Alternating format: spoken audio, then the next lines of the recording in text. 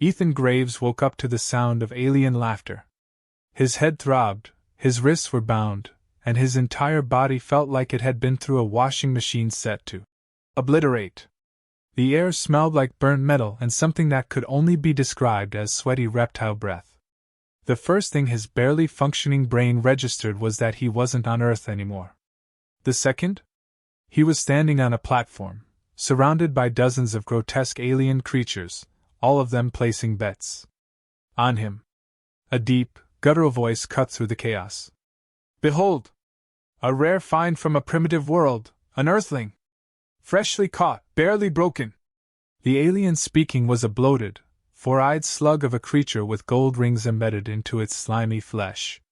Ethan didn't need a PhD in intergalactic scumbaggery to figure out that he was now a piece of merchandise. His wrists were shackled, and an electric collar hugged his neck with the kind of tightness that promised a world of pain if he tried anything stupid. 20,000 credits! An insectoid bidder screeched, clicking its mandibles. 25! Another alien with too many tentacles waved an arm. Ethan's brain finally booted up past the fog of confusion. He was being sold. As a pet. To creatures that looked like background extras in a horror movie. His military instincts kicked in, but before he could act, the collar sent a pulse of electricity through his spine, making him crumple to his knees. "Gah, son of a..." He barely bit back the stream of expletives. The aliens roared with laughter.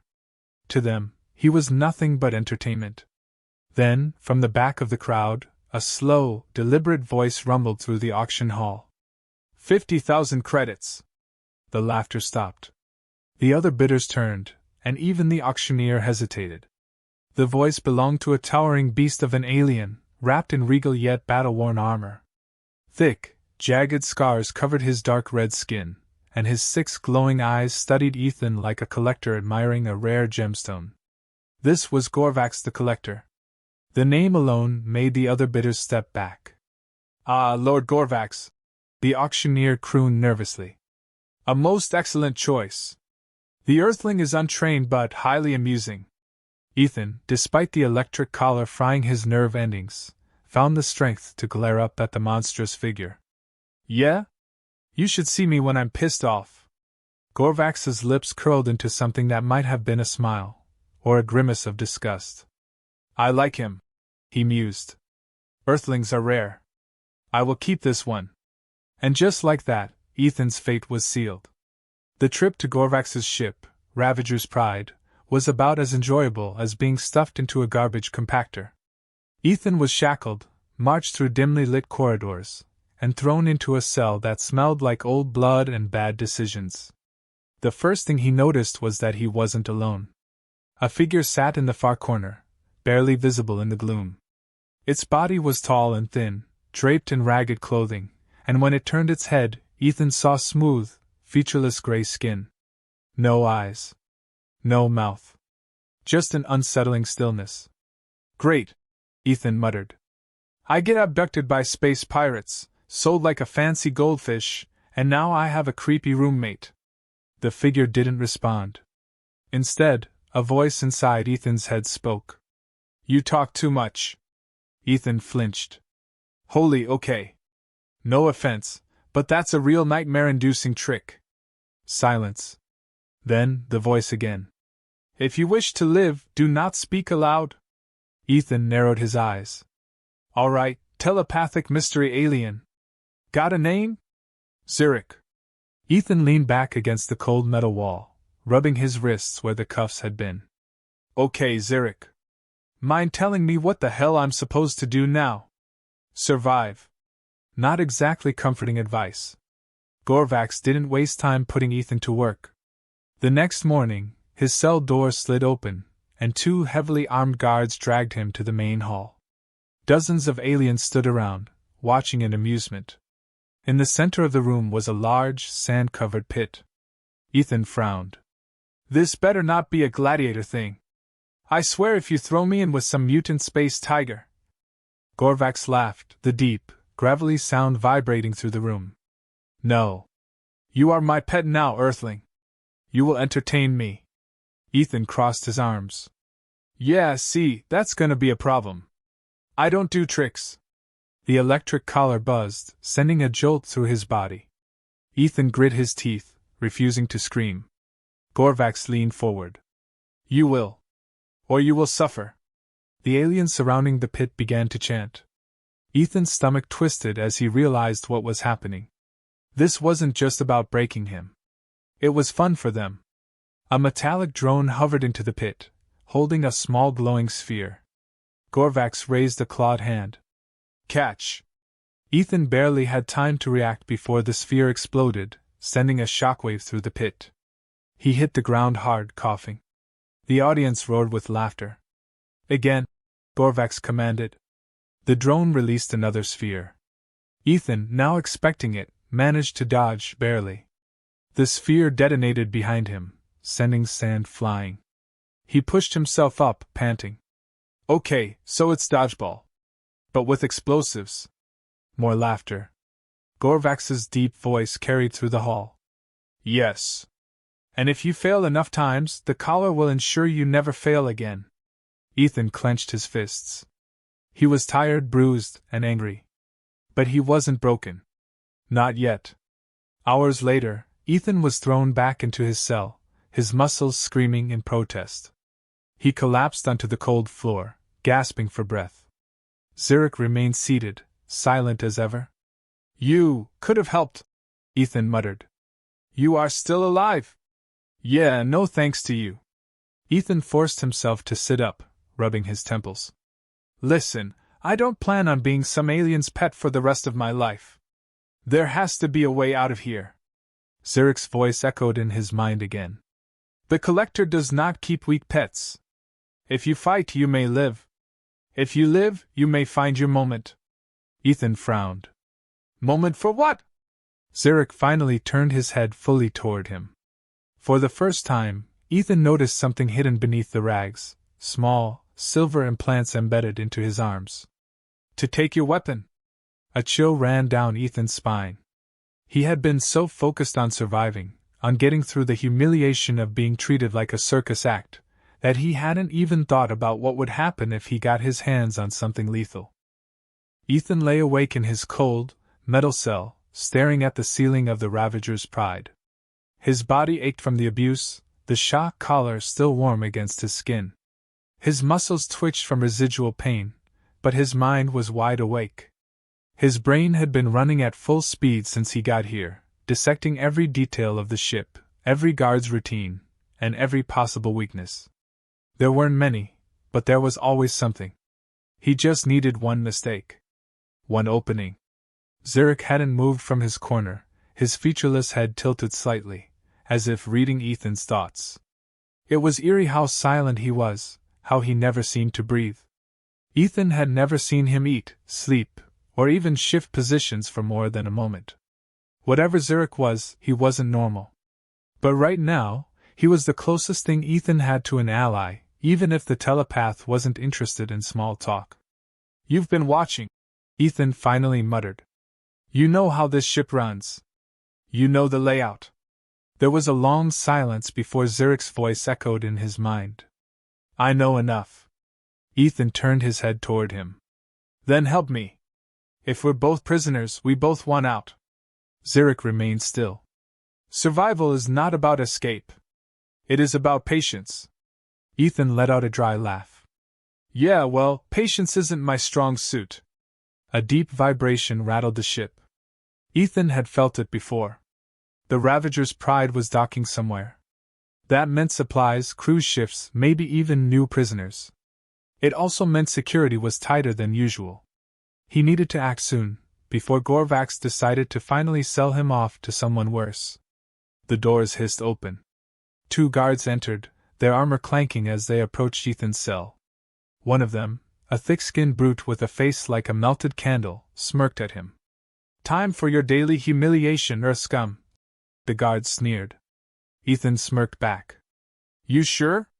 I was just getting comfortable. The guard snarled, activating Ethan's shock collar for fun. Ethan clenched his teeth as his muscles spasmed, refusing to give them the satisfaction of screaming. They dragged him to the main hall, where Gorvax sat on his high seat, watching with mild amusement. The slaver's massive form was draped in ceremonial armor, a gauntlet on his right hand humming with energy. It looked important. "I trust you are learning obedience," Gorvax mused, his voice thick with amusement. Ethan flexed his fingers, still feeling the aftershocks of pain. "Oh yeah? Learning a lot. Mostly about how much I hate your face." The guards chuckled, but one quick glance from Gorvax silenced them. The slaver stood, towering over Ethan, his 6 glowing eyes narrowing. "You think this is amusing?" Gorvax rumbled. "You are but a fragile creature. No claws, no fangs, no natural armor. You exist because I allow it." Ethan's jaw tightened. "Then stop allowing it." For a second, silence hung in the air. Then Gorvax grinned, his sharp teeth gleaming. He gestured, and a small hovering drone approached. Ethan knew what was coming. The explosive dodgeball game. But this time, the drone wasn't carrying just one. 3 spheres hovered around Ethan. They pulsed with energy. "This time," Gorvax said, "you must dodge them all. Fail once, and your collar will not just shock you. It will fry you." The audience roared in approval. Ethan exhaled through his nose, rolling his shoulders. Fine. If they wanted a show, he'd give them one. The first sphere shot toward him. He pivoted, barely missing the explosion as sand and sparks flew into the air. The second came faster. He dropped to the ground, rolling as the heat from the blast singed his arm. The third sphere hovered for a moment before launching itself at him at full speed. Ethan twisted at the last second, letting it pass an inch from his head, then he lunged, grabbing it with both hands and hurling it straight at the drone. The impact sent the drone spiraling into the wall, where it exploded in a burst of flames. The crowd gasped. The room fell silent. Ethan dusted himself off, smirking up at Gorvax. "I win." Gorvax didn't speak for a long moment. Then, to Ethan's surprise, he laughed. A deep, rumbling sound that made the guards shift uncomfortably. "Perhaps," Gorvax mused, "you are not as weak as I thought." Ethan's smirk didn't fade. He had learned something important just now. Gorvax liked entertainment. He liked a challenge. That meant Ethan had value. And value meant time. Time to find a weapon. Later that night, Ethan sat in his cell, his mind racing. Zurich hadn't spoken, but Ethan could feel him watching. Studying. "You saw that," Ethan muttered. "You are beginning to understand." Zurich's voice echoed in his mind. Ethan glanced at him. "You said patience is survival? But you're waiting for something, aren't you?" Zurich tilted his head slightly. "There is a key to your freedom. But it is held by the Collector." Ethan frowned. "You mean his ship controls?" "No. His gauntlet." Ethan thought back to the heavy, humming gauntlet Gorvax wore. He had assumed it was just decorative, but now he realized it had to be something more. "What does it do?" Ethan asked. "It controls the ship's security. The armory. And your collar." Ethan let that sink in. If he got that gauntlet, he wouldn't just be free, he'd have control over the ship's entire defense system.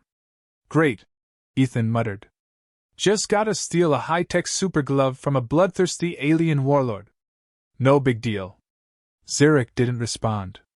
Instead, he lifted his arm slightly. Ethan saw the small silver implants running along his forearm.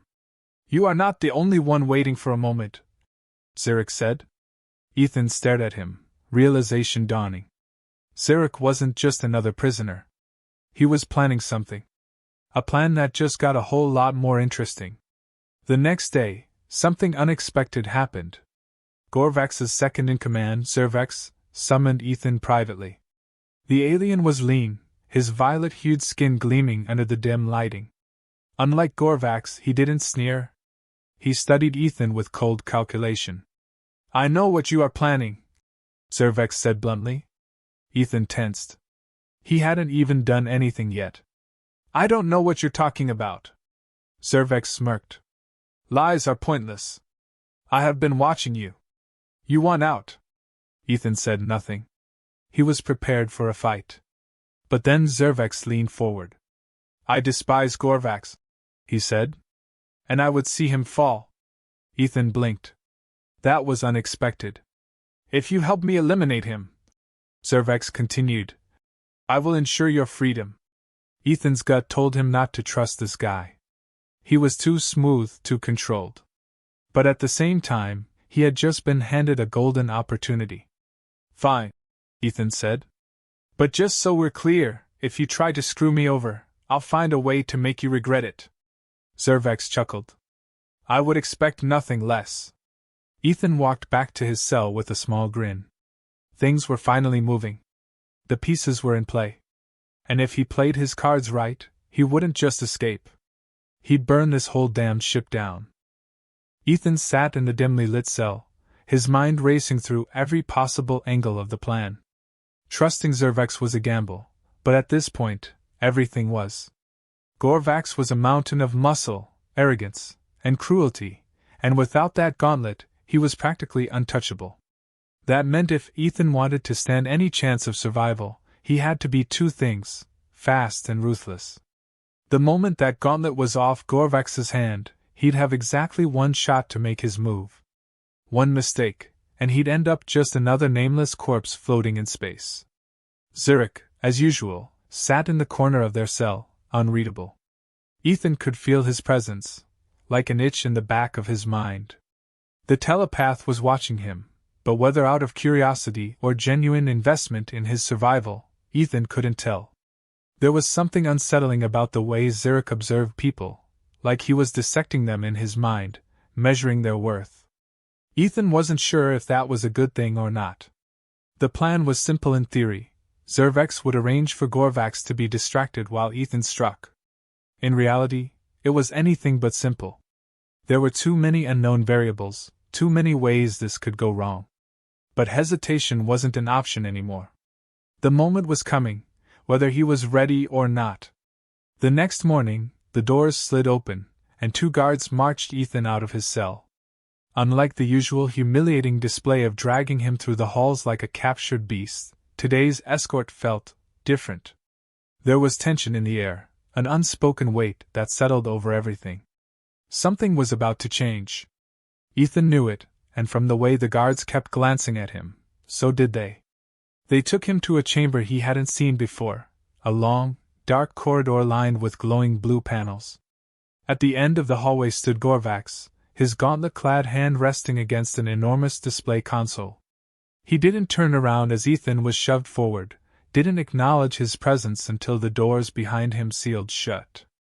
"I am not a fool, Earthling," Gorvax said, his voice calm. Ethan tensed. This wasn't how the plan was supposed to go. "I know you plot," Gorvax continued, turning slowly. His 6 eyes gleamed in the dim light. "I know Zervex whispers in the shadows. I know you watch. You wait. You think I do not see." Ethan forced a smirk, keeping his stance relaxed despite the cold not forming in his stomach. "If you already know all that, then why am I still breathing?" Gorvax chuckled, the sound deep and guttural. "Because I am curious. You are different from the others. The last human I captured wept for mercy within hours. You, on the other hand," he took a step closer, towering over Ethan. "You defy me. Even in chains you refuse to break."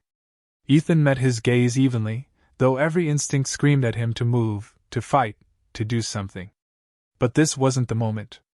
Not yet. Gorvax lifted his gauntlet hand. "This device does more than control the ship. It controls life and death. With a mere thought I could end you." Ethan's collar buzzed in response, sending a warning jolt through his nerves. He clenched his jaw, refusing to flinch. "But I will not," Gorvax said, lowering his hand. "Not yet." Ethan exhaled slowly. "Let me guess, you want me to entertain you again?" Gorvax studied him for a long moment. "No. I want to see how far you will go to survive." Before Ethan could react, the floor beneath him shifted, panels sliding away to reveal an open drop. He barely had time to process what was happening before he was falling, plunging into darkness. He hit the ground hard, sand kicking up around him as he rolled to absorb the impact. Pain flared through his limbs, but he pushed himself to his feet instantly, instincts taking over. He was in another pit. A low, rumbling growl echoed through the chamber. Ethan turned, his stomach twisting. Across the pit, massive iron doors began to rise, revealing the hulking silhouette of a beast unlike anything he had ever seen. It stood on 4 powerful legs, its body covered in jagged, armor-like plating. Multiple rows of gleaming yellow eyes locked onto him, its mouth parting to reveal needle-sharp fangs dripping with saliva. Ethan exhaled sharply. "Oh, you've got to be kidding me." The beast lunged. Ethan barely dodged in time, rolling to the side as claws the size of his head slammed into the sand where he had stood a second earlier. He scrambled to his feet, his heart hammering. There was no weapon, no cover, no way out. Just him and a monster designed to tear him apart. He needed a plan. Fast. The beast charged again. This time, Ethan ran straight toward it. It was a gamble, an insane, reckless gamble, but if he was going to die, he was going to make damn sure it wasn't boring. At the last second, he dove beneath its legs, skidding through the sand as its claws swiped just inches above his head. The beast turned faster than he expected, slamming its tail into his ribs and sending him flying. He hit the ground hard, coughing as pain shot through his body. The collar buzzed weakly, as if registering his struggle but not fully activating. Then something unexpected happened. A voice, not Zyric's, but something else, something distant, whispered in his mind. "Move!" Ethan didn't question it. He rolled just as the beast's claws came down, missing him by a breath. The whisper returned, stronger this time. Use its weight against it. It wasn't his own thoughts. He knew that much. But whatever this was, it was right. He was fighting like a human. But this wasn't Earth. Ethan took a slow breath, forcing his body to stop reacting on pure survival instinct. Instead, he focused. Watched. The beast lunged again, and this time, Ethan didn't dodge. He stepped forward, pivoting at the last second, using its own momentum to throw its weight off balance. The beast stumbled, crashing into the pit's wall. The audience above gasped. Gorvax leaned forward, intrigued. Ethan wiped sweat from his brow, catching his breath. "All right," he muttered. "Round 2. The beast roared, shaking the ground. But this time, Ethan wasn't just running. He was thinking. Calculating. This thing was fast, strong, and built like a tank, but it wasn't invincible. He just had to find the weak spot. As the creature charged again, he noticed something. The armor plating along its spine was thick, but near its neck, where the plates connected, there were small gaps. Tiny but enough. Ethan ran straight for the beast again, making it think he was trying the same move. At the last second, he veered left, then twisted and launched himself onto its back. The crowd above roared in disbelief. Gorvax's 6 eyes gleamed with something that might have been approval. Ethan clung to the creature's back, his hands scrambling for anything solid. It bucked wildly, trying to shake him off. Gritting his teeth, he reached toward one of the small gaps in its plating and drove his fingers into the exposed flesh beneath. The beast let out a deafening shriek, convulsing violently before collapsing onto its side. Dust and sand billowed around them. Silence. Then, the sound of Gorvax's slow, deliberate applause filled the chamber. Ethan rolled off the beast, panting. He wasn't sure if he had just won or if he had only bought himself more time. But one thing was certain. The game had changed. Ethan stood in the center of the pit, his chest rising and falling with heavy breaths. The beast he had just defeated lay twitching in the sand, its massive body heaving in pain. The silence from the crowd above was thick, charged with disbelief. This wasn't how things were supposed to go. He was meant to die. He was meant to entertain them, to be torn apart in a spectacle of blood and failure. But instead, he had done the impossible. He had survived. Above him, Gorvax watched from his throne, his 6 glowing eyes narrowed in an unreadable expression.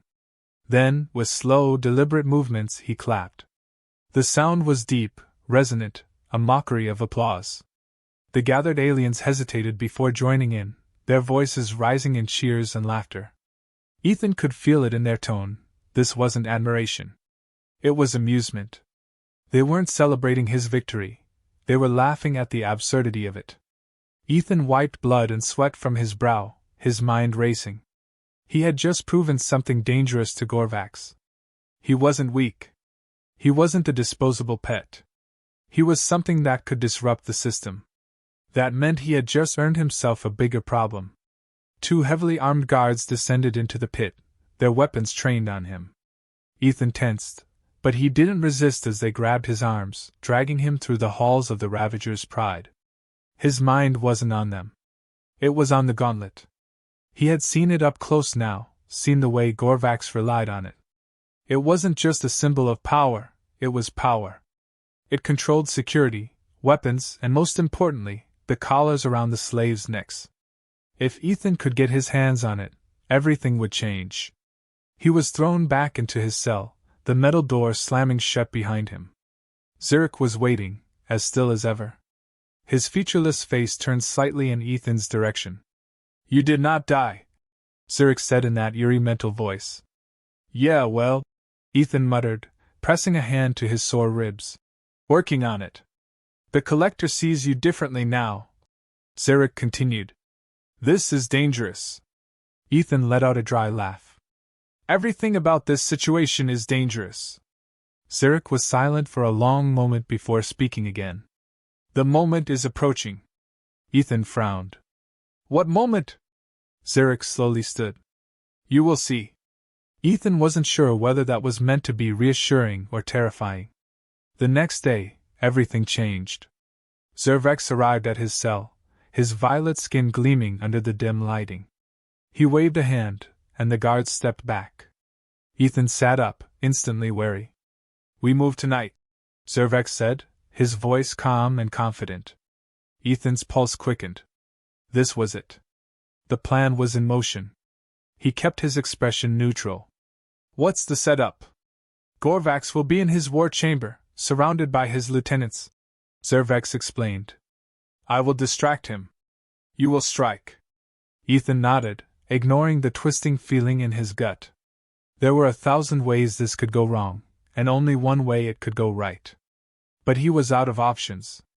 When night fell, the plan was set in motion. Ethan was escorted into the war chamber under the guise of being summoned. The room was enormous, lined with trophies from 1,000 conquered worlds. Gorvax sat at the head of a long table, surrounded by his lieutenants. His gauntlet gleamed in the dim lighting, pulsing with energy. Ethan barely heard the words being spoken around him.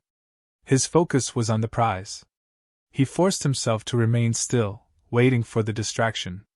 Waiting for Zurvex to make his move. Then it happened. A loud explosion rocked the ship. Alarm klaxons blared to life. The lights flickered as the entire war chamber shuddered. Gorvax immediately stood, his massive form casting a long shadow across the room. "What is the meaning of this?" he roared. Zurvex moved. It was fast, too fast for Ethan to fully process. One moment, Zurvex was standing beside the table, the next, he had a plasma blade pressed against Gorvax's throat. The room erupted into chaos as guards drew their weapons, but Zurvex didn't flinch. "Now, human," Zurvex said, his voice razor-sharp. Ethan didn't hesitate. He lunged for Gorvax's gauntlet, grabbing his massive wrist with both hands. For a split second, time seemed to slow. Gorvax's 6 eyes locked onto him, glowing with fury. Ethan saw the exact moment the warlord understood what was happening. Then everything went wrong. Gorvax let out a thunderous roar and moved faster than anything his size should have been capable of. His free hand lashed out, sending Zurvex flying across the room with a sickening crunch. Ethan barely had time to react before Gorvax turned on him, his gauntlet buzzing with energy. Pain. Ethan hit the ground hard, his body convulsing as the gauntlet sent a pulse of electricity through him. His vision blurred, his limbs locking up. He could hear Gorvax's laughter, deep and cruel. "You thought you could challenge me?" Gorvax growled. "You are nothing." Ethan's fingers twitched. His mind screamed at his body to move, but the gauntlet's power was overwhelming. He was losing. He had failed. Then, out of nowhere, a force unlike anything he had ever felt surged through the room. Zurich. The air around them seemed to crackle as Zurich stepped forward, his form wreathed in an otherworldly glow. Gorvax stumbled back, his expression shifting from amusement to something Ethan had never seen before. Fear. Zurich lifted a hand, and suddenly, Gorvax's gauntlet stopped humming. The warlord's massive frame stiffened, his 6 eyes widening as an invisible force locked him in place. Ethan gasped, sucking in air. He forced himself up, his body screaming in protest. The gauntlet! Zurich's voice echoed in his mind. Now! Ethan didn't hesitate. He grabbed the gauntlet and yanked. For a brief moment, it felt like it wouldn't budge, then it slid free, the energy pulsing around it fading into silence. Gorvax let out a strangled roar, staggering backward. His power was gone. Ethan didn't waste time. He turned, activating the gauntlet with a flick of his wrist. His collar beeped, then deactivated. The weight around his neck disappeared. He was free. He barely had time to process it before the doors burst open and a squad of guards rushed in. Ethan lifted the gauntlet, instinct taking over. He squeezed his fist. Every single one of their collars activated at once. The guards crumpled to the ground, writhing in agony. Ethan exhaled sharply. That'll do. He turned back to Gorvax, who was still struggling to move. The warlord's eyes burned with rage. You will regret this, human! Gorvax spat. Ethan smirked, flexing his fingers in the gauntlet. Yeah? Let's test that theory. With one final command, he sent Gorvax's own ship into chaos. The alarms screamed louder, the power systems flickering. The Ravager's pride was his now. Ethan looked at Zurich. We're leaving. Zurich nodded. Yes. And we are not alone. Ethan turned to see other prisoners stepping forward, eyes filled with newfound hope. He smiled. This wasn't just an escape. This was a revolution. The Ravager's pride was in chaos. Sirens blared through the halls, red warning lights casting flickering shadows as the ship lurched violently under system failure. The collars on the slaves had been deactivated, and panic spread among the crew. Gorvax's empire was crumbling around him, and for the first time, Ethan wasn't the one being hunted, he was the one doing the hunting. Ethan clenched his fist, feeling the weight of the gauntlet around his wrist. It pulsed with power, responding to his every thought. It was still alien tech, still unpredictable, but he could feel its control woven into the ship's systems.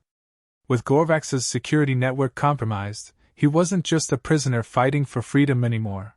He was the captain of a stolen warship filled with slaves ready to rise. He turned to Zurich, who stood beside him with an eerie calmness. The telepath had barely moved since Ethan had seized control, but Ethan could sense something shifting within him, an energy growing stronger. Zurich had been waiting for this moment far longer than he had.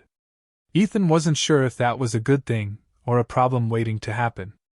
We have to move, Ethan said, his voice steady despite the adrenaline flooding his veins. Gorvax is still dangerous, even without the gauntlet. Zurich nodded. He will not fall easily. He is wounded, but he is not defeated.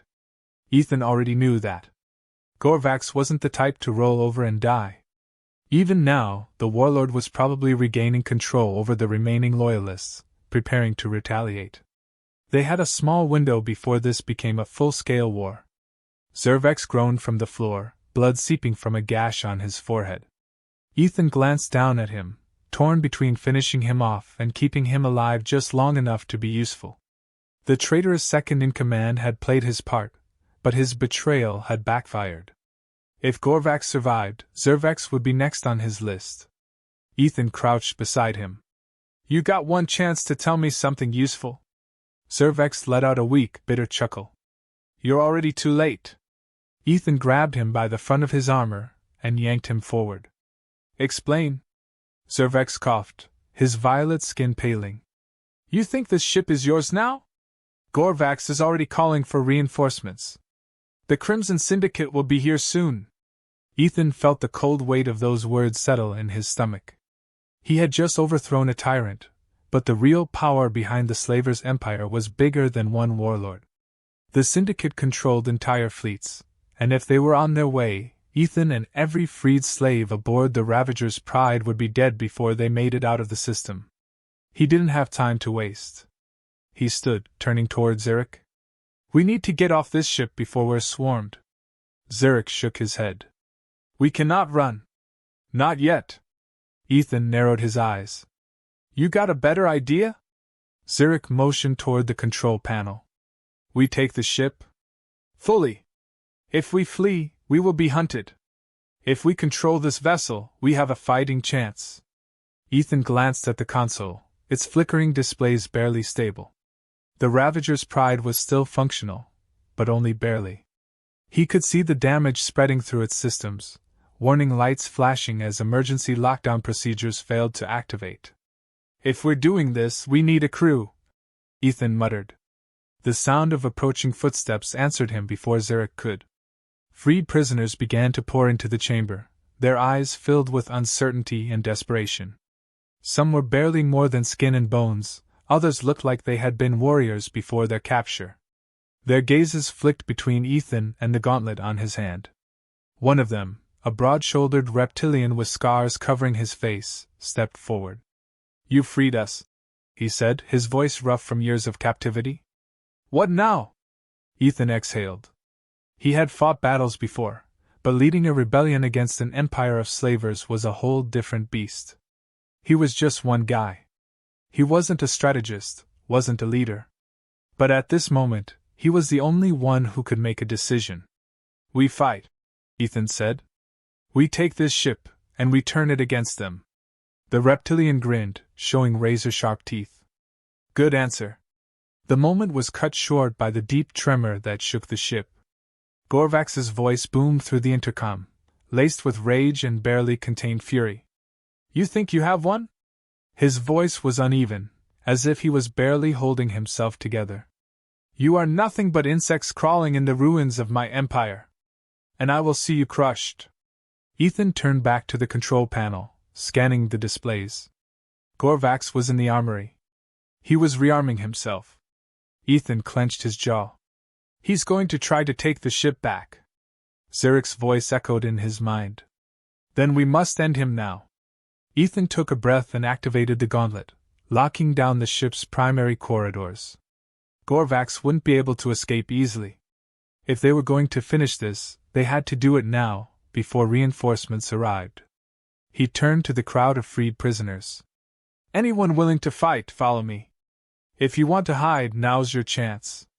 The response was immediate. They weren't just prisoners anymore. They were warriors who had been waiting for this moment. Ethan led the charge. The halls of the Ravager's Pride became a battlefield. Guards still loyal to Gorvax fought desperately, but they were outnumbered. Ethan used the gauntlet to disable security barriers, unlocking weapon storage for the prisoners to arm themselves. The tide turned quickly, but Ethan knew the real battle was still ahead. When they reached the armory, the doors were already half destroyed, scorch marks lining the walls. Inside, Gorvax stood at the center of the room, his massive form heaving with rage. His armor was cracked, his body wounded, but his eyes burned with pure, unrelenting fury. You should have run, human, Gorvax snarled. Ethan stepped forward, lifting the gauntlet. And missed the chance to put you down. Gorvax roared and charged. Ethan barely had time to react before the warlord was on him. They crashed into the floor, Gorvax's sheer strength nearly overwhelming him. The gauntlet sparked, its energy flaring as Ethan activated its defenses, sending a shockwave through Gorvax's body. Gorvax grunted but didn't let go. He wrapped his massive hands around Ethan's throat, lifting him off the ground. Ethan gasped, his vision blurring. Then a pulse of energy slammed into Gorvax's back, sending him stumbling. Zurich stood at the entrance, his hand outstretched, glowing with psychic force. Ethan didn't waste the opening. He activated the gauntlet, sending a surge of energy straight into Gorvax's chest. The warlord howled in pain, his massive body convulsing. Ethan pushed forward, forcing every ounce of power through the gauntlet. Gorvax's body jerked once, then fell still. Silence. Ethan collapsed to his knees, panting. It was over. The freed prisoners erupted into cheers. The ship was theirs. Ethan looked at the gauntlet, then at Zurich. What now? Zurich tilted his head. Now we decide what kind of men we will be. Ethan exhaled, staring at the stars beyond the shattered windows. He had been a pet. Now, he was something else. And the galaxy would never be the same.